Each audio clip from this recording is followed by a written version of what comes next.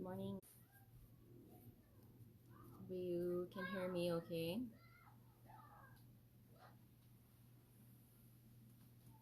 Got some kids playing right outside the window. But it's a cloudy day today on Oahu. And the vibe is kind of not, the vibe is like really mellow and like chill. I don't want to say sad. It's just, when it's cloudy, it's like kind of gets you in a really chill mode. I was just thinking that some people might wonder like why people do oracle cards or like tarot and um, things like that, and like how it's been demonized as like evil or devil worshipping or whatever since however long people thought women were witches and things like that because they use like things that we know are actually valid, like the planets and the weather and like nature, just like following nature and like using plant medicines and things like that. Yeah, so I like to do oracle cards for like affirmations, pretty much, or like how people have like memes and things like that that they like to see and read that kind of boost them up, make them feel good or whatever, kind of give them a sense of direction maybe, or like a sense of confirmation of what's going on with them maybe. So that's why I do the oracle cards. And I feel like it's kind of giving messages from like my higher self or my guardian angel, or just the other realms being able to kind of speak to us. Some people can like channel it just naturally by themselves. They get downloads and messages and things like that. I do too a little bit, but I feel like it's more clear through oracle cards. I'm not really good with tarot. I do them and kind of get an interpretation, and it kind of does the same thing as the oracle cards, but I know tarot is a little bit more deep. So, and there's like a system to it, right? Like the major arcana, the different kinds of cards and things like that. Whereas the oracle cards, they have like a picture and then they have the meaning. So this deck, Mystical Shaman Oracle, everything's backwards,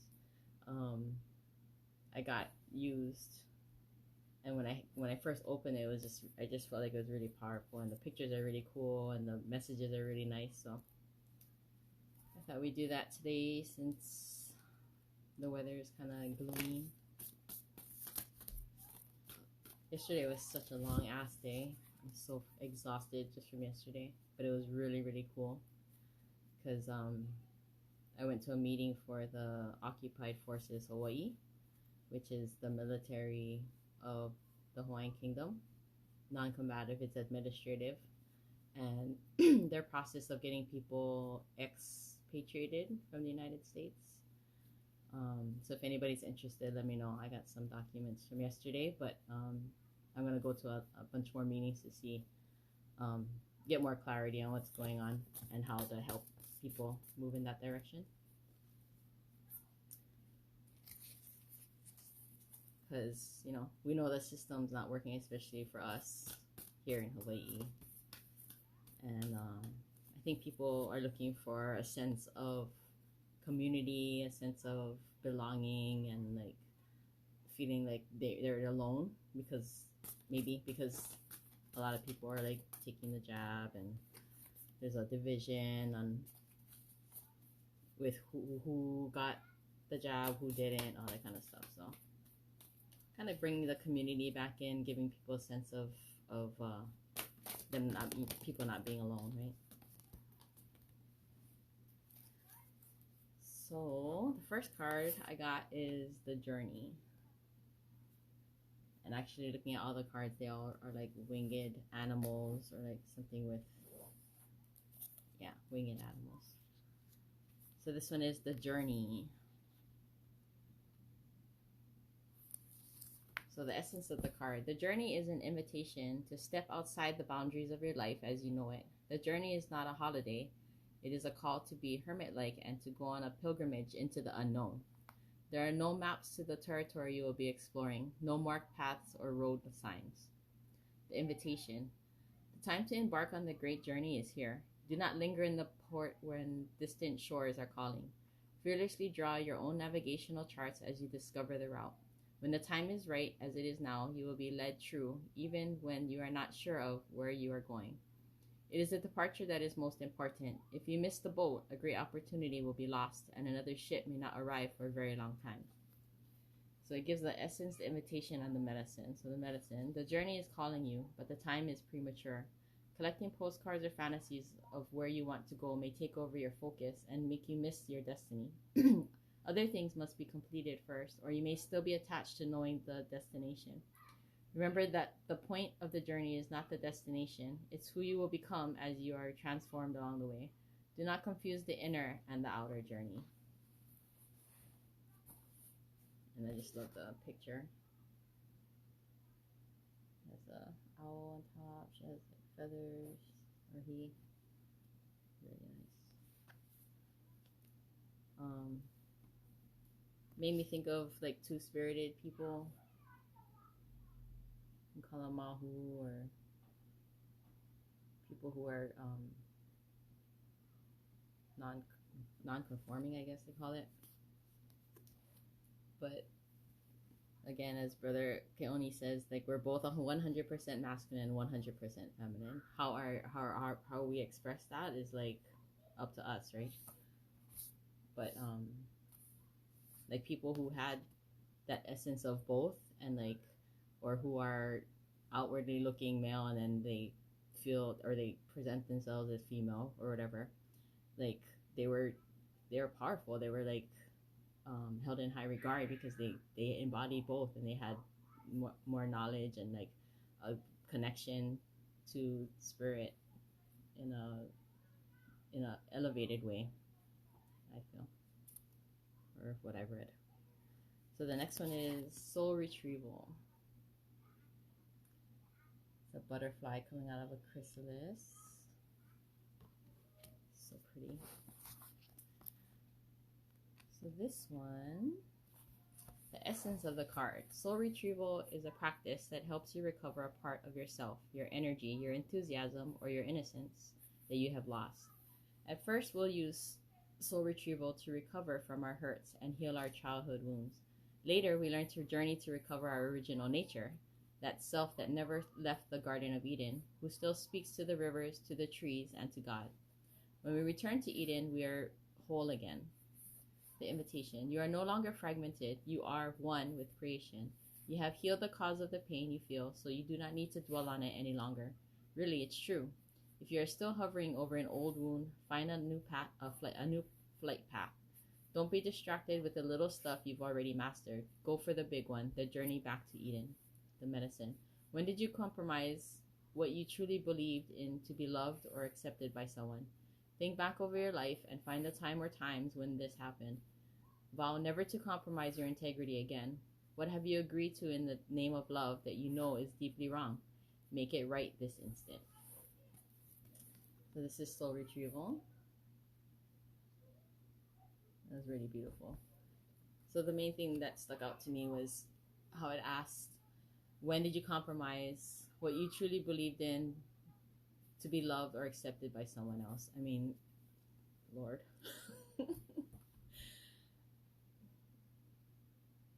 Growing up, I was really shy, and I don't feel like I really had a sense of who I was. I think maybe we probably don't growing or until we're much later or older. And thinking back of times when I like tried to be someone else because I was in a relationship or felt like I needed to be somebody else for people to accept me. Oh, I mean, choke times. But now it's like all the stuff I've been through, and like having that sense of my purpose and what I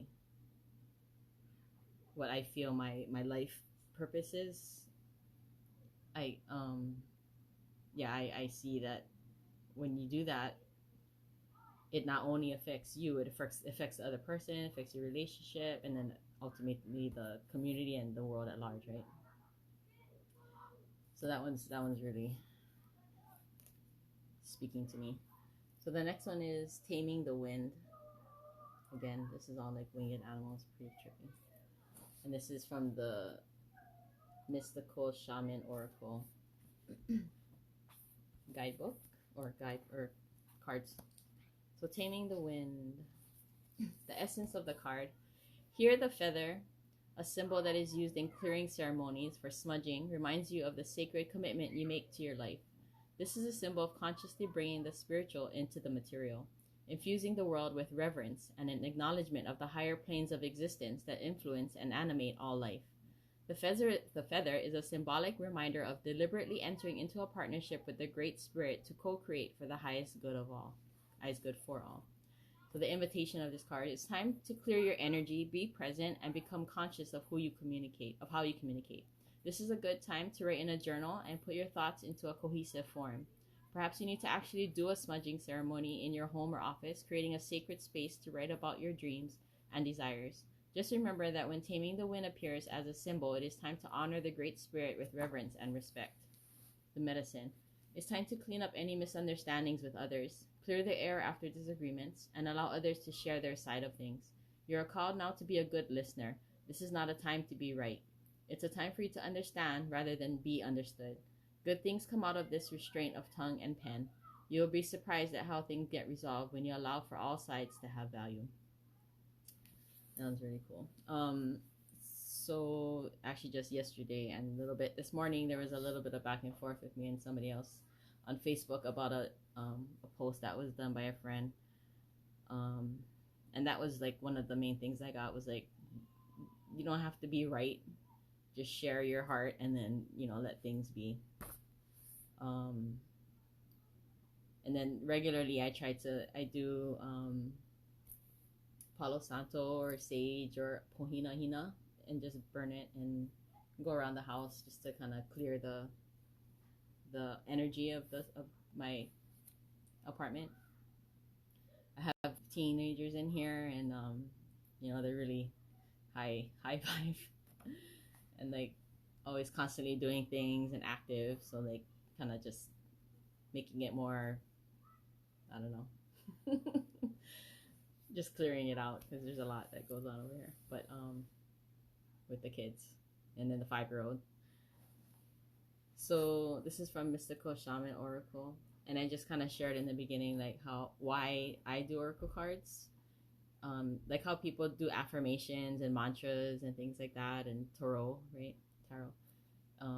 It's like a confirmation for me of like what's going on, or kind of like a guidance of what's happening in the moment or in the day or whatever, the week, month, kind of maybe preparation, like what to look for, be prepared for. People like kind of look at it as evil and like devil worshipping or something, but I feel like it's connecting to source, God, however you want to say. I do believe in God. I was raised Christian. I read the Bible several times, and I take what resonates, right, and then run with it, and then whatever doesn't, I just don't take it in. I think it works for me, and like keeps me balanced and still feeling a connection to spirit, to my higher self, my guardian angel, and my ancestors, and all of that. So the first card we got was the journey. The second one was soul retrieval, and then the third one was taming the wind. So I thought it was just interesting how they were all like winged cards. Yeah, all of them have wings on them. So just feeling like it's a time to like go within and release stuff that we no longer serves us in the highest, for our highest good, right? And then I've been reading like that's like the time right now, because it's what is it called? eclipse season, right? We're gonna have an eclipse soon, a lunar eclipse, and that's the time when things get highlighted of what's not working, and the time to release all of those kinds of things. And it's always good to do anyway, right? Regularly, just because life is so stressful, and then holding on to things that are no longer, you know, part of your story or part of how you're feeling, and letting things go. And then journaling too. I got new books to like write stuff down, like when I do cards or just chilling and like thinking about stuff and like planning for future things, being organized kind of. I don't do that well, but yeah. Thanks for listening to the little reading I did. And then you can always message me if you have questions or whatever, want to talk story, because we're all going through this time together. A good time to, cool up and get together with like minds. Take care. Have a good day. Love y'all.